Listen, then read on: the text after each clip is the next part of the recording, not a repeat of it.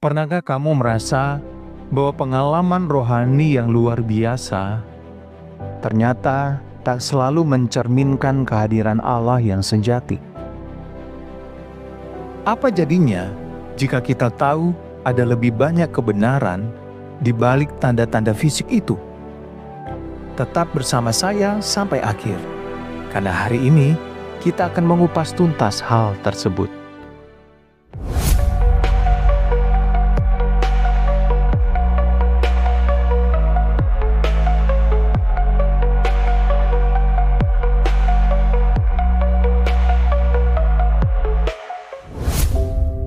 Halo, Sobat Pintu Berkat yang terkasih dalam Kristus. Selamat datang di kanal Pintu Berkat. Pada kesempatan kali ini, kita akan bersama-sama menyelami topik yang sangat penting dan kadang kontroversial. Fenomena altar call dan juga rebah dalam roh. Dan bagaimana kita harus mengujinya berdasarkan kebenaran firman Tuhan. Mungkin kamu pernah melihat atau bahkan mengalami saat-saat ibadah di mana seseorang rebah atau terjatuh seolah-olah tak mampu menahan hadirat Allah. Tapi, apakah itu benar-benar bukti kehadiran Roh Kudus? Ataukah ada penyimpangan yang perlu kita kritisi? Mari kita bahas bersama agar setiap pengalaman rohani dapat membawa kita lebih dekat pada transformasi hati dan perubahan hidup yang sejati. Sebelum kita membahas lebih dalam mengenai fenomena fisik seperti rebah dalam roh, mari kita kembali ke dasar, yaitu apa yang dikatakan Alkitab mengenai karya Roh Kudus dalam hidup kita. Di dalam Yohanes 14 ayat 26, Yesus menjanjikan bahwa Roh Kudus akan mengajar dan mengingatkan kita akan semua hal yang telah Dia katakan. Tidak hanya itu, Yohanes 16 ayat 13 menegaskan bahwa Roh Kudus akan memimpin kita kepada kebenaran.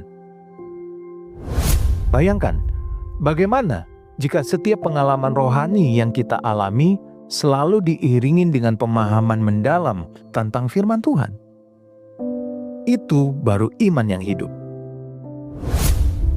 Roma 12 ayat 1-2 mengingatkan kita untuk mempersembahkan tubuh kita sebagai persembahan yang hidup. Hal ini menunjukkan bahwa kehadiran Roh Kudus bukan hanya tentang tanda-tanda lahiriah, melainkan tentang transformasi yang terjadi di dalam hati kita. Buah-buah roh seperti kasih, sukacita, dan damai sejahtera, seperti yang tertulis di dalam Galatia 5 ayat 22-23, adalah indikator sejati dari pekerjaannya dalam hidup kita sebagai orang percaya. Tentu kita sering mendengar istilah, atau mungkin hal ini ada beberapa yang baru bagi kita, yaitu rebah dalam roh. Apa sebenarnya maksudnya? Mari kita urai bersama. Rebah dalam roh biasanya merujuk pada pengalaman fisik di mana seseorang jatuh atau terjatuh sebagai respon terhadap kehadiran Allah yang dirasakan secara intens.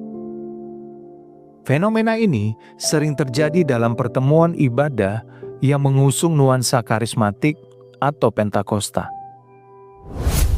Penting untuk kita pahami bahwa Alkitab tidak secara eksplisit menyatakan bahwa kehadiran Roh Kudus harus selalu menghasilkan tanda-tanda fisik tertentu. Banyak pengalaman rohani bersifat simbolik. Apakah tanda fisik itu cukup? Atau kita perlu mencari bukti yang lebih mendalam dalam hati dan kehidupan sehari-hari? Mari kita telusuri bersama. Terkadang, pengalaman emosional yang mendalam bisa membuat kita terkesan dengan kehadiran Allah. Namun, pengalaman itu harus selalu diimbangi dengan transformasi hati yang nyata. Ingatlah bahwa keselamatan bukan soal sensasi, melainkan tentang pertobatan dan pembaruan hidup melalui Kristus. Untuk lebih memahami fenomena rebah dalam roh, kita perlu melihat dari sisi historis dan konteks perkembangannya dalam dunia gereja. Sejak era kebangunan agung atau Great Awakenings di abad ke-18 dan ke-19, banyak gereja mengalami kebangunan rohani yang sangat intens. Pada masa itu, jemaat merespons panggilan Allah dengan cara yang sangat emosional, sehingga memunculkan praktik seperti rebah dalam roh, khususnya ketika dilakukan altar call.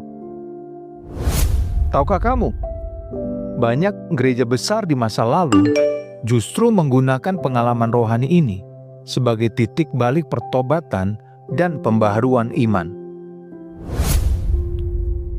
Pada abad ke-20, dengan bangkitnya gerakan karismatik dan Pentakosta, pengalaman fisik sebagai respons terhadap hadirat Allah menjadi lebih populer. Gereja-gereja di seluruh dunia mulai mengadopsi gaya ibadah yang menekankan tanda-tanda lahiriah sebagai simbol penyertaan Roh Kudus. Namun, hal ini juga menimbulkan kecenderungan bahwa tanda-tanda fisik tersebut menjadi tolok ukur utama keotentikan iman seseorang. Banyak orang merasa bahwa dengan mengalami tanda-tanda fisik seperti rebah dalam roh, mereka bisa lebih yakin akan kehadiran Allah di tengah-tengah mereka. Praktik ini pun seringkali dipandang sebagai bukti eksternal bahwa mereka telah menerima kehadiran Roh Kudus. Namun, pengalaman itu harus diinterpretasikan dengan hati-hati dan diuji dengan firman Tuhan. Di balik semua keindahan pengalaman rohani, terdapat pula risiko penyimpangan yang perlu kita waspadai. Salah satu penyimpangan yang sering terjadi adalah ketika jemaat atau pelayan menganggap tanda fisik seperti rebah dalam roh sebagai satu-satunya bukti keotentikan kehadiran Roh Kudus. Padahal, yang lebih penting adalah transformasi hati dan pertumbuhan iman yang berbuah nyata. Bayangkan, jika kita hanya mengukur iman dari seberapa sering kita rebah dan maju ketika altar call, apakah kita tidak kehilangan esensi dari pertobatan yang mendalam? Mengandalkan pengalaman emosional semata bisa membuat kita mudah terombang-ambing. Iman yang sejati seharusnya berdasar pada kebenaran firman Tuhan, bukan hanya sensasi sesaat. Dalam beberapa kasus, penekanan berlebihan pada tanda lahiriah bahkan bisa disalahgunakan oleh para pelayan, sehingga terjadi manipulasi atau paksaan yang mengaburkan pesan keselamatan yang sejati. Lantas, apa yang seharusnya kita ambil dari semua ini? Bagaimana kita bisa menguji setiap pengalaman rohani agar tidak tersesat dari kebenaran firman Tuhan? Pertama, mengutamakan transformasi hati. Ingatlah bahwa bukti utama kehadiran Roh Kudus adalah perubahan hidup. Pertobatan sejati ditandai dengan hidup yang diperbaharui, mencerminkan kasih dan karakter Kristus. Kedua, mengukur berdasarkan firman. Seperti yang diingatkan dalam 1 Yohanes 4 ayat 1. Ujilah segala roh. Kita diajak untuk selalu menilai setiap pengalaman rohani dengan dasar kebenaran Alkitab. Di sini, kita dihadapkan pada pertanyaan penting. Apakah pengalaman itu membawa kita kepada Kristus atau malah menjauhkan kita darinya? Ketiga, keseimbangan antara pengalaman dan pembinaan teologis. Pengalaman rohani memang bisa menjadi titik awal yang menggugah iman. Tetapi, pembinaan teologis yang mendalamlah yang membuat iman kita tumbuh secara utuh. Jangan sampai kita terjebak dalam emosi yang sesaat tanpa ada pertumbuhan yang berkelanjutan. Mari kita ambil waktu sejenak untuk merenungkan panggilan Allah dalam hidup kita. Setiap tanda dan pengalaman rohani yang kita alami seharusnya mengarahkan kita kepada satu hal: hidup dalam kebenaran yang sejati. Jangan biarkan tanda-tanda lahiriah menggantikan transformasi hati. Bangkitlah untuk selalu memperdalam hubungan pribadi dengan Kristus, mengasah pemahaman akan firman Tuhan, dan menjalani hidup yang membawa buah rohani. Sobat Pintu Berkat, melalui pembahasan hari ini, kami berharap kita semua semakin sadar bahwa kehadiran Allah itu nyata. Bukan hanya dari tanda-tanda fisik, tetapi dari perubahan hati dan hidup yang mencerminkan kasih Kristus. Marilah kita terus menguji setiap pengalaman rohani dengan firman Tuhan, agar iman kita tetap murni dan tumbuh kuat. Terima kasih telah menyimak pembahasan ini. Jangan lupa untuk like, share, dan subscribe agar informasi kebenaran terus mengalir. Tinggalkan komentar di bawah dan bagikan pengalaman serta pandanganmu tentang topik ini.